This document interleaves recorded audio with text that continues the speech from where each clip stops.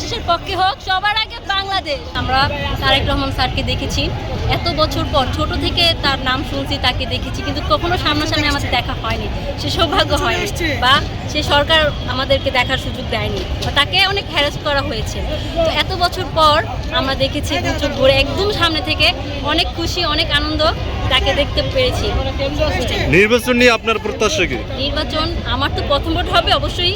তো নির্বাচন নিয়ে তিনি নারীদের নিয়ে তার যে চিন্তাটা অনেক ভালো, যে নারীদেরকে একটা সম্মান বা হচ্ছে দেশের অনেক কিছু একটা করবে, কর্মস্থান উনি দেখবে সেটা। কিন্তু অন্য দল যদি আসে সেটা কিন্তু হবে না। তো তারেক রহমান স্যার যদি আসে তাহলে নারীরা অনেক ভালো থাকবে, অনেক ভালো থাকবে। তো আমরা চাই উনি আসুক। তরুণদের উদ্দেশ্যে আপনার কোনো বার্তা আছে কিনা, যারা প্রথম ভোট দিবে এবার? অবশ্যই তাদের একটা সুযোগ, জীবনে প্রথম ভোট ধানের শীষে হবে তরুণদের। তারা অনেক ভাগ্যবান যে প্রথম ভোট ধানের শীষে হবে তাদের, এটাই।